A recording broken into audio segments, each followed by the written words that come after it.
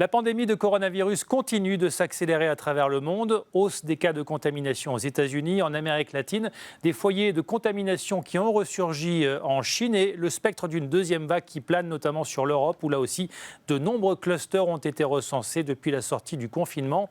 On l'a vu notamment en Allemagne où plus de 600 000 personnes ont été reconfinées après la découverte d'un foyer de contamination dans un abattoir.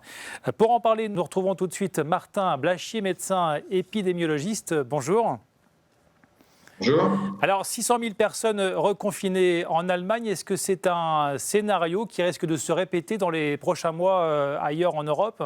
Je dirais oui. Je dirais à partir du moment où vous levez les contraintes sur la circulation du virus, où la société reprend vie, forcément, vous allez avoir une circulation plus importante et il est possible que vous tombiez sur des très gros clusters que vous n'arrivez pas à contrôler suffisamment rapidement. Donc, vous n'avez que d'autres solutions que de confiner en attendant de réussir à courir après tous les cas que vous avez diagnostiqués. Donc, la fameuse deuxième vague dont on parle tant, elle est aujourd'hui plus que probable.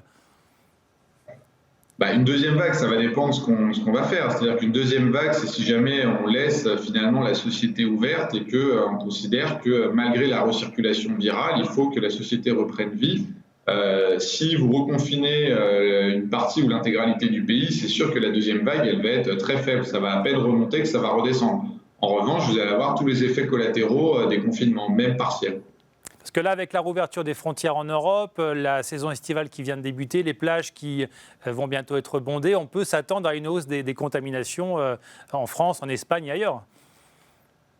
C'est l'intégralité des facteurs qui font que ça risque de recirculer. Quand on fait tourner dans les modèles, on se rend compte qu'il n'y a pas un facteur clé, même s'il y a des grands événements qui sont des super contaminateurs, c'est-à-dire des événements qui peuvent vraiment lancer des gros clusters. Mais il s'avère que l'ensemble des interactions de la vie de la société, que ce soit les restaurants, que ce soit le travail, les transports en commun, les réunions entre familles, le fait d'aller faire ses courses, c'est l'ensemble de tout ça qui peut faire que le virus va circuler plus largement dans la société.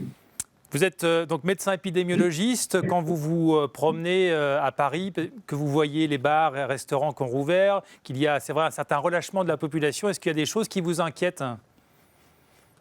Moi, j'ai jamais été inquiet. J'ai toujours prôné une stratégie qui était plus proche d'une stratégie à la suédoise qu'une stratégie à la chinoise et maintenant à l'allemande, puisque les Allemands font comme les Chinois.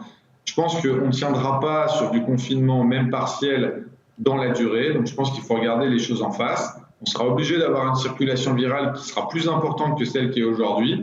Et à ce moment-là, il faut simplement qu'il y ait une partie de la population qui redouble d'attention pour essayer de ne pas fréquenter ces endroits où le virus risque de circuler. Je pense que c'est la seule manière de s'en sortir, sachant que le vaccin n'arrivera probablement pas avant le milieu de l'année prochaine. Est-ce qu'on a une idée aujourd'hui de l'immunité de la population ? On sait qu'elle est basse. Aujourd'hui, on la mesure à travers les anticorps et quand on fait des études de séroprévalence, c'est des chiffres qu'on n'a pas pour la France. Pour la France, ça a uniquement été calculé. Mais c'est sûr que c'est assez bas. Après, c'est variable. Probablement dans le 93, vous avez des taux d'immunité collective qui sont assez hauts. Il y a toute une partie de la France, l'Occitanie, tout un tas de régions comme ça où c'est quasiment zéro. Quelle est la situation épidémique aujourd'hui en France, notamment quelle est la situation dans les hôpitaux ? Dans les hôpitaux, il n'y a pas de patients. Et d'ailleurs, tous les gens qui sont dans les hôpitaux disent que c'est terminé parce qu'ils ne voient plus de patients. Non, ce n'est pas terminé. Le virus continue de circuler. Donc, pour l'instant, dans les hôpitaux, on a la fin les derniers patients qui restaient sont en train de sortir, ceux de la première vague. On est bien loin des patients qui vont re-rentrer à l'hôpital à cause de la recirculation virale. On est dans une phase préliminaire pour l'instant. Oui, mais il y a encore des nouvelles contaminations quand même.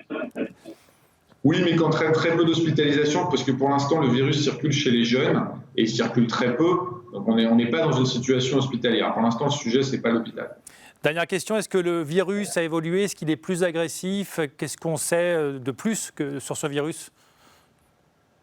Le virus est toujours le même. C'est un virus qui est très stable. On ne s'attend pas à ce qu'il évolue particulièrement, ni en mal, ni en bien d'ailleurs, parce qu'il y a beaucoup de virus qui, au bout d'un moment, à force de se promener, perdent de leur virulence.